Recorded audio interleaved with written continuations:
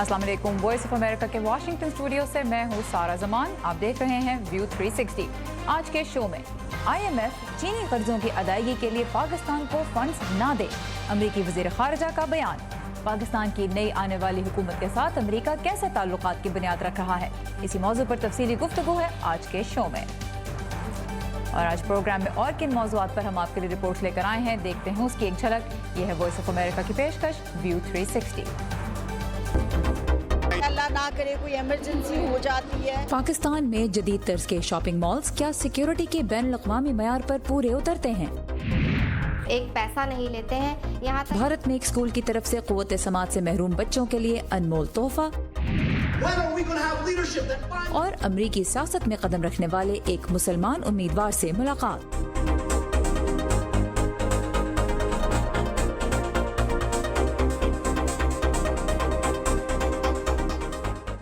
America के वज़ीर ख़ारिजा Mike Pompeo ने कहा है कि आलमी मालियाती फ़ंड या IMF चीन के कर्ज उतारने के लिए पाकिस्तान को फंड्स ना दे। मज़ीद तफसीलात के लिए हम चलेंगे नदीम याकूब के पास। नदीम, माइक पॉम्पेओ देख रहे हैं हम कि पहले आला अमरीकी ओहदेदार हैं जिन्होंने पाकिस्तान की नई आने वाली हुकूमत को एक सख्त पैगाम दिया है। मज़ीद तफसीलात दीजिए हमें। सारा, जैसा कि हमारे ही प्रोग्राम में कुछ माहिरीन जो हैं वो इस तरफ इशारा कर चुके हैं कि पाकिस्तान की जो मुआशी हालत है वो इतनी ख़राब है कि पाकिस्तान को हर सूरत में एक बेल आउट पैकेज की ज़रूरत है। तो इसी सिनारियो में अमरीकी वज़ीर ख़ारिजा का CNBC के साथ एक इंटरव्यू में IMF को कहना कि वो पाकिस्तान को कर्ज़े फ़राहम ना करे, एक बेल आउट पैकेज ना दे जिससे वो चीन के कर्ज़े जो है वो अदा कर सके, ये बहुत अहमियत का हामिल है। उनका जो इंटरव्यू है उसको रॉयटर्स ने एग्जैक्टली कोट करते हुए मैं उनके अल्फाज बताता हूँ। इस बात का कोई जवाज़ नहीं कि IMF के टैक्स डॉलर और उनसे मुंसलिक अमरीकी डॉलर जो IMF की फ़ंडिंग का हिस्सा हैं चीन के बॉन्ड होल्डर्स या ख़ुद चीन के काम आएँ। उन्होंने ये भी कहा कि उन्होंने ख़बरदार किया एक्चुअली IMF को कि वो ऐसी गलती ना करें क्योंकि अमरीकी हुकूमत जो है वो IMF पर नज़र रखे हुए है। ताहम उन्होंने अमरीकी वज़ीर ख़ारिजा ने यह भी कहा कि अमरीका जो है वो पाकिस्तान में नई हुकूमत के साथ मिलकर काम करने के लिए तैयार है। इतवार के रोज़ द फाइनेंशियल टाइम्स ने अपनी एक रिपोर्ट में कहा था कि पाकिस्तान की वज़ारत ख़जाना जो है उसके आला हुकाम IMF से एक 12 अरब डॉलर का बेल आउट पैकेज के लिए मनसूबाबंदी कर रहे हैं। IMF की तर्जुमान जो है उन्होंने अभी तक उन्होंने इस बात की तस्दीक की है कि पाकिस्तान की तरफ से उन्हें बेल आउट पैकेज के लिए या किसी प्रोग्राम के लिए कोई बाकायदा जो दरख्वास्त है वो अभी तक मौसूल नहीं हुई है। जी सर। ऑलराइट, नदीम याकूब हमारे साथ है कैपिटल हिल से। Thank you Nadeem. और अमरीकी कांग्रेस ने साल 2019 के लिए जो दिफाई बिल मंजूर किया है उसके मुताबिक अमरीका पाकिस्तान को पाक अफगान सरहद मजीद महफूज बनाने की कोशिशों के लिए माली मदद फराहम करेगा, लेकिन ऐसे किसी सिक्योरिटी ऑपरेशन से पहले अमरीका और पाकिस्तान के फौजी अहदेदारों को उसकी तफसीलात और मकासद पर इत्तेफाक करना होगा और फिर बाद में इस मिशन की कामयाबी को साबित भी करना होगा। बिल में पाकिस्तान को अफगानिस्तान के साथ भी सरहदी सिक्योरिटी पर ताउन करने का पाबंद किया गया है। बिल के मुताबिक अमरीकी वज़ीर दिफा को हर 3 माह बाद कांग्रेस को बताना होगा कि पाकिस्तान वो मकासद हासिल कर पाया है या नहीं जिनके लिए अमरीका उसे फ़ौजी इमदाद दे रहा है। बिल में पाकिस्तान से मुतालबा किया गया है कि वो डॉक्टर शकील आफरीदी को भी रिहा करे, जिन्हें उसामा बिन लादेन को पकड़वाने में बिल में एक बैनुल-अक़वामी हीरो करार दिया गया है। और ये बिल सदर ट्रंप के दस्तखत के बाद नाफिजुल अमल हो जाएगा। वाशिंगटन पाकिस्तान की नए आने वाली हुकूमत के साथ कैसे ताल्लुकात की बुनियाद रख रहा है, इसी बारे में हम बात करेंगे अपने आज के मेहमान से, सीनियर तज्ज़ियाकार जनाब शुजा नवाज़। शुजा साहब, thank you very much and welcome to View 360। Thank you for joining us today. 2 चीज़ें हमने देखी बड़ी बड़ी जो अभी हमने व्यूअर्स को भी बताई। एक तरफ माइक पॉम्पेओ का बयान है, दूसरी तरफ जो डिफेंस ऑथराइजेशन एक्ट है उसकी बात है। कल पाकिस्तान के जो सफ़ीर हैं अली जहांगीर सदीकी, वो अमरीकी वज़ीर दिफा जिम मैटिस से भी मिले। किस किस्म की टोन सेट की है वाशिंगटन ने पाकिस्तान की नई आने वाली हुकूमत के साथ ताल्लुकात की?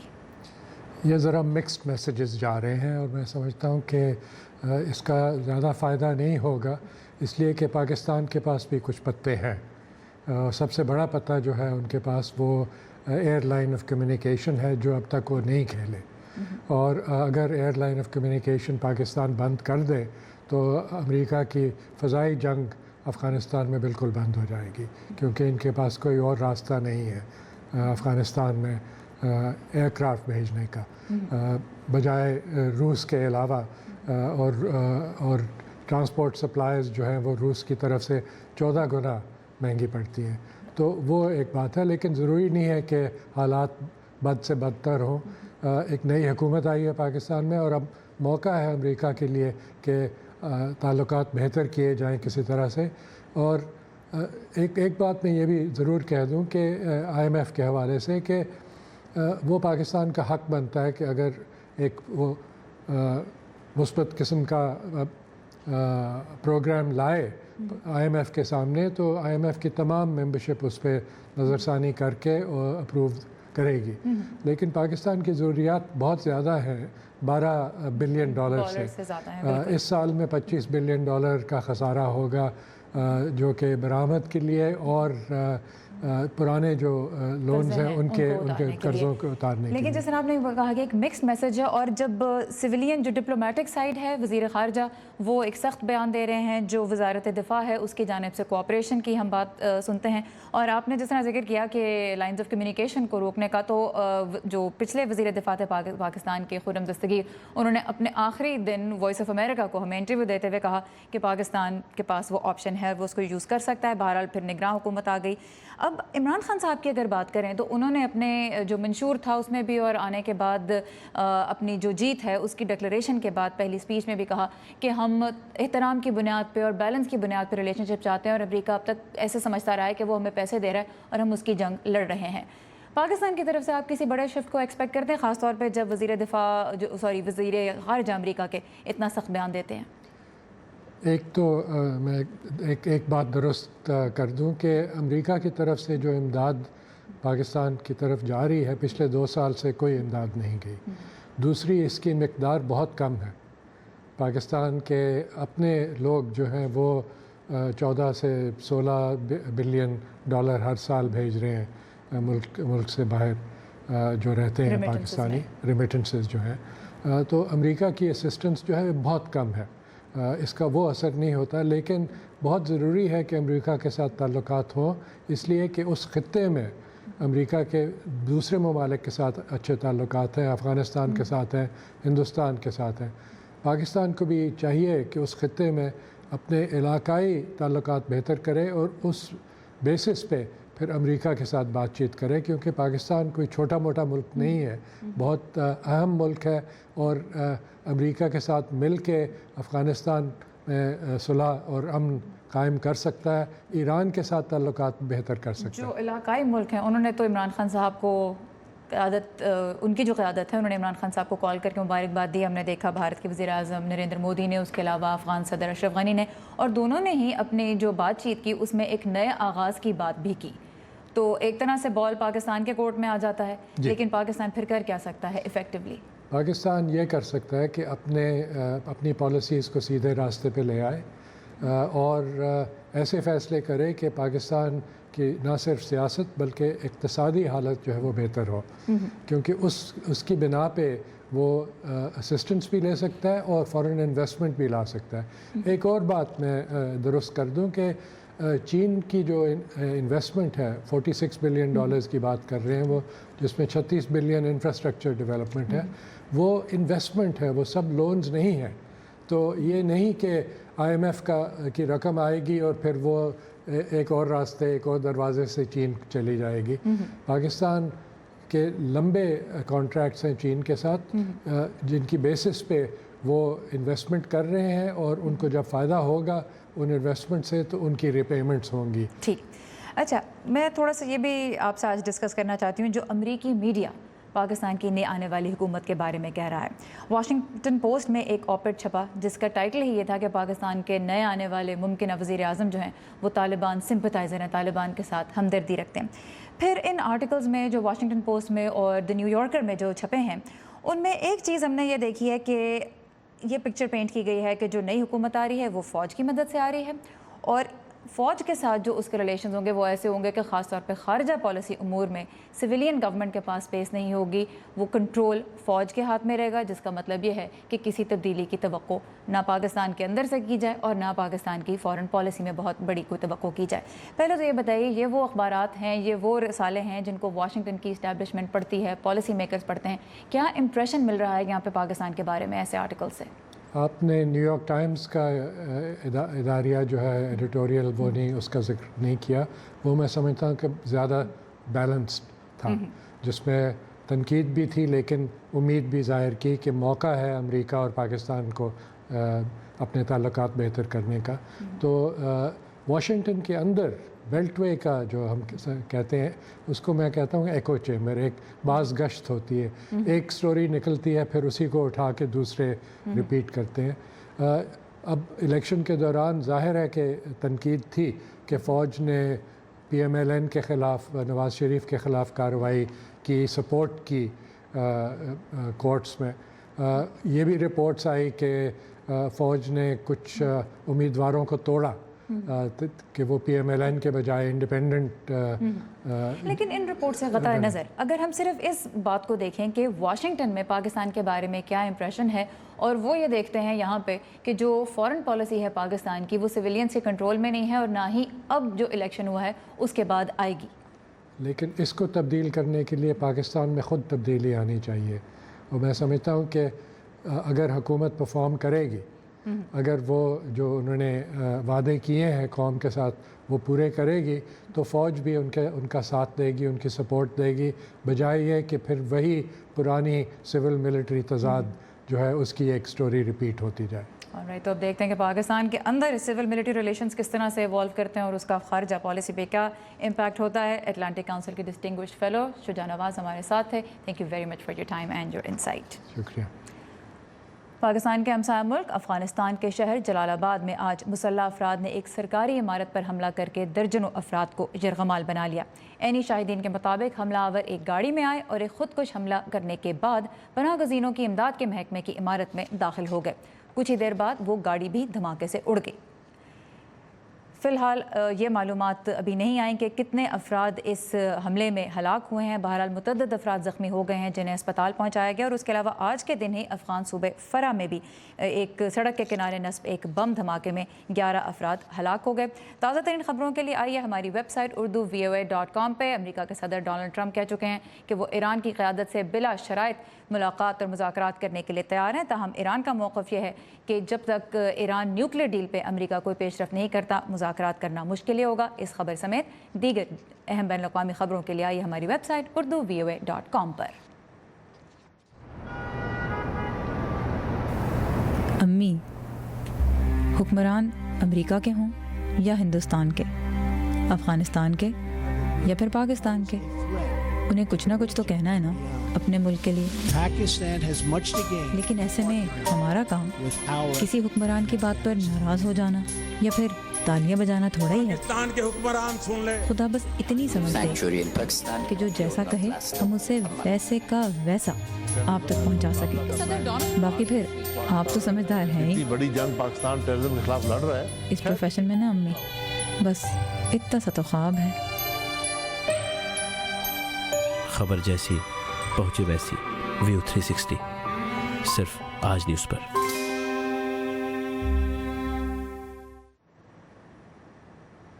پاکستان کے بڑے شہروں میں گزشتہ کچھ سالوں کے دوران کئی بڑے شاپنگ مالز تعمیر کیے گئے ہیں، لیکن ان پرکشش شاپنگ سینٹرز میں جہاں ایک ہی وقت میں کئی سو لوگ ایک چھت تلے جمع ہوتے ہیں، آپ کو حادثات اور آفات سے بچانے کے لیے کتنے مؤثر اقدامات کیے جاتے ہیں، اسی بارے میں آئیے دیکھتے ہیں یہ رپورٹ۔ دور سے ہی منفرد دکھائی دیتے خوبصورت بڑے بڑے مالز پچھلے کچھ سالوں سے لاہور کا حصہ بن گئے ہیں۔ ان میں سے بیشتر ایک ہی چھت تلے شہریوں کو شاپنگ اور تفریح کے متعدد مواقع پیش کرتے ہیں،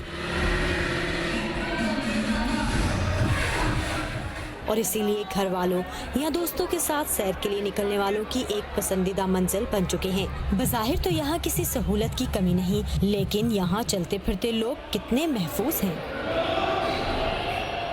आई डोंट थिंक सो कि LDA अप्रूव करता होगा मॉल्स की कंस्ट्रक्शन विदाउट इमरजेंसी एग्जिट्स, लेकिन हाँ ये है कि आम बंदे के लिए भी साइंस लगे होने चाहिए, उसे पता होना चाहिए कि at the time of emergency rescue किस तरह से करना है। अल्लाह ना करे कोई इमरजेंसी हो जाती है तो गाइड भी करते हैं। लाहौर में कायम होने वाले एम्पोरियम और पैकेजेस नामी मॉल्स ने गैर मुल्की तर्ज के शॉपिंग प्लाजा मुतारिफ कराए, जिनका नक्शा बैनुल-अक़वामी कंपनियों ने ही मुरतब किया और जिनके डिज़ाइन में तहफ़्फ़ुज़ के असूलों को भी मद्देनज़र रखा गया। लेकिन ये मेगा बजट प्रोजेक्ट थे। माहिरीन के मुताबिक पाकिस्तान में अवामी इस्तेमाल की बेशतर इमारतें बैनुल-अक़वामी मियार पर पूरी नहीं उतरती। 90% जो बिल्डिंग्स हैं विच आर उनमें कोड्स जो हैं वो इस्तेमाल ही नहीं हुए, और हमारे कोड जो हैं वो इंटरनेशनल उसके बेस होके बने, लेकिन देर कांट कम्पीट विद अमेरिकन या यूरोपियन स्टैंडर्ड्स। डिज़ाइन जो हम बना के देते हैं फिर उसको सबमिट करते हैं अप्रूवल के लिए, तो वो अप्रूव ही नहीं होनी चाहिए अगर स्टैंडर्ड फॉलो नहीं हुए। कदीम मार्केटों की निस्बत जदीद प्लाजों में इमरजेंसी एग्जिट और बैरूनी सीढ़ियाँ मिलती हैं। आग बुझाने के आलात भी नस्ब नजर आते हैं, लेकिन माहिरीन का कहना है कि महज ऐसी अलामात की मौजूदगी से एक इमारत महफूज नहीं तस्वुर की जा सकती। पानी का टैंक है, फायर के लिए रखा हुआ है रिजर्व, तो क्या वो उसमें पानी मौजूद है? एग्जिट्स उसको ब्लॉक तो नहीं कर दिया गया? स्टेयरकेस जो है वो रनिंग में है या नहीं है? वन टाइम अफेयर नहीं है, तो क्या हम मुसलसल इन बिल्डिंग्स को चेक कर रहे हैं? हमारे पास मसला ये है कि हमारे पास शायद इंफ्रास्ट्रक्चर नहीं है इदारों का। गजाला नईम कहती हैं कि पाकिस्तान में तालीम और आगाही की कमी के बायस भी बहुत से लोग नहीं जानते कि इमारतों में नस्ब इमरजेंसी हिदायत में क्या लिखा है या इनमें बनी अलामात के मायने क्या हैं। वॉइस ऑफ अमेरिका ने मुतअद्दिद मॉल्स की इंतजामिया से सिक्योरिटी इक़दाम के बारे में रब्ता करने की कोशिश की, ताहम कोई जवाब नहीं मिला। पाकिस्तान में इमारतों की तामीर के दौरान अमरीकन फायर कोड NFP इस्तेमाल होता है। LDA और CDA के बायलॉज के अलावा नेशनल कोड्स भी मौजूद हैं। माहिरीन के मुताबिक इन इमारतों में लोगों की बढ़ती हुई आमदोरफ्त के बायस असूलों को फाइलों से बाहर निकाल कर इन पर अमल दरामद कराने की जरूरत दिन ब दिन बढ़ रही है।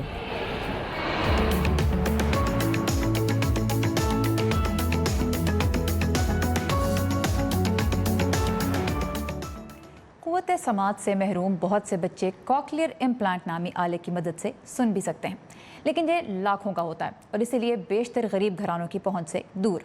भारत में माजूर बच्चों का स्कूल चलाने वाला एक खैराती इदारा इन दिनों क़ुव्वत समात से महरूम बच्चों को न सिर्फ तालीम बल्कि सुनने की सलाहियत देने के मिशन में मसरूफ़ है। मज़ीद जानते हैं दिल्ली से रितुल जोशी की इस रिपोर्ट में।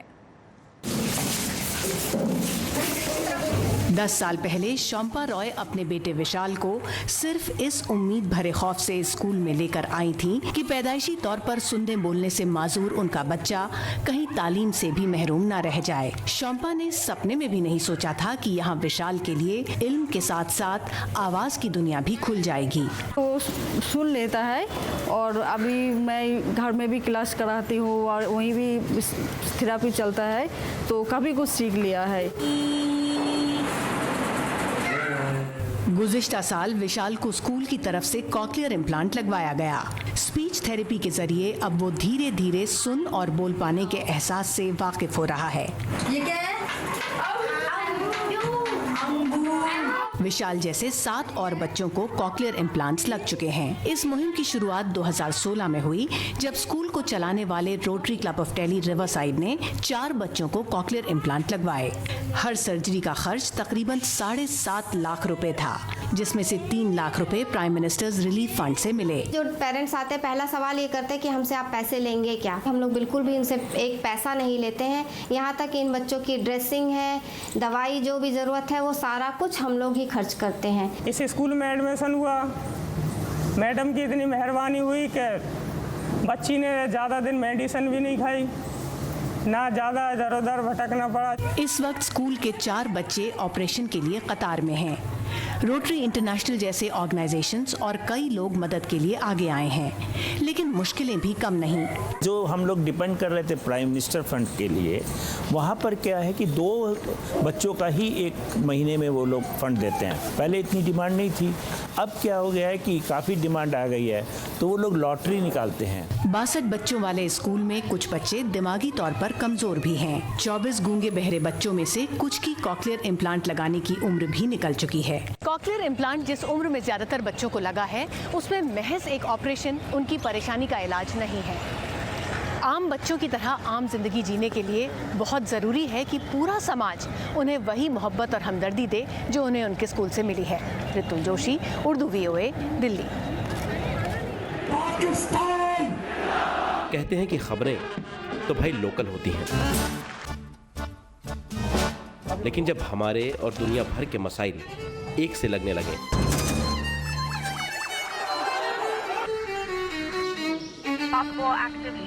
तो आंखें खुली रखनी चाहिए। अमेरिका ने पाकिस्तान और भारत के क्या पता कौन सी खबर आपके काम आ जाए। Great ideas. 25-year-old, 22-year-olds who are building billion-dollar companies. Our dream is to bring new technologies. View 360 सिर्फ आज न्यूज़ पर। अमेरिका में कांग्रेस के इंतखाबात 6 नवंबर को होंगे और इस मरतबा 90 मुसलमान उम्मीदवार भी मैदान में उतरे हैं, ज़्यादातर डेमोक्रेटिक पार्टी के प्लेटफॉर्म से। अमेरिकी रियासत मिशिगन, जहां मुसलमान बहुत बड़ी तादाद में आबाद हैं, वहां 13 मुसलमान इंतखाबी उम्मीदवार हैं। इन्हीं में से एक हैं डॉक्टर अब्दुल सैयद। आइए उनसे मिलते हैं।